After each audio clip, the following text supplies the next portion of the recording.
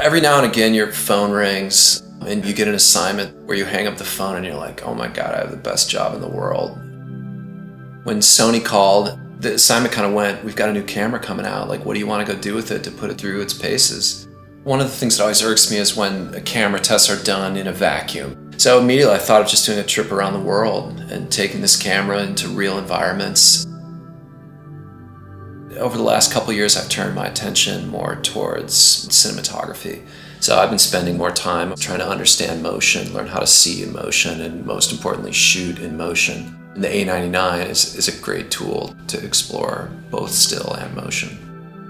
Unlike a lot of other DSLRs on the market that shoot to highly compressed MPEG-4 codec, the A99 shoots to AVC HD. In addition, you can go HDMI out to an external recorder and shoot uncompressed video, which we did a bit of on this trip.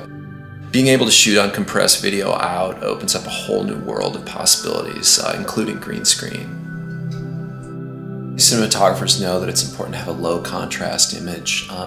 With the A99, you can use the creative style settings to basically dial down your contrast, as well as other things. On this entire shoot, we had settings at the beginning where we dialed down the contrast, and it's going to, in post, give us the maximum latitude that you can get out of a DSLR. I've shot with this in 3 countries now, in a huge range of situations, real-world situations, and have not seen a rolling shutter that shoots 60p at 1080. What does that mean? It means you can shoot high-resolution slow-mo images, which is a huge deal because myself, I've fallen in love with slow motion. It inhabits this space that's somewhere between still images and moving images. In addition, because of the translucent mirror, autofocus now for the very first time in the DSLR world will work in motion. It's worrying about the focus, I'm worrying about the composition, which is exactly the way it should be. We've been in 115-degree heat in Death Valley and been with hot, dusty goat herds in the mountains in southern Spain, and we've never had an overheating problem while shooting video.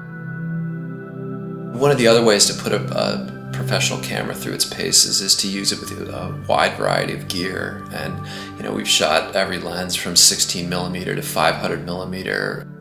We have a Steadicam with us and been shooting a lot of Steadicam stuff. We have sliders with us and jibs and have been doing motion-controlled time lapses. Under all those situations and with all those gear, the camera's been incredibly compatible and cooperative. I love the way that a Steadicam allows a camera to fly through space, and the combination of slow motion and autofocus, which the A99 has, has just opened up new possibilities for shooting DSLRs on Steadicam. Audio is hugely important when you're shooting motion. We've shot live audio on a Steadicam in tiny churches in Iceland. The A99 is the first DSLR in the world that allows you to record professional audio with XLR inputs. Once anyone shoots with the A99 LCD, there's no going back. It pivots and spins and tilts in every single direction. You can put the camera on the ground without having your face in the dirt. You can raise it above your head. You can shoot with it from your waist. You can shoot with it out on the side. You can see it anywhere you put the camera, whether you're shooting stills or motion. The A99 allows you to shoot incredible video very inexpensively. So if you're a seasoned cinematographer, you'll appreciate a lot of the features that we've talked about. And if you're a still photographer coming into motion for the first time, you'll be able to very easily and quickly adapt to a new way of seeing the world, which I think is the reason most people got into photography in the first place, right? Is to see the world in a certain way. And I can guarantee that when you start to shoot motion, you'll see the world again in a new way.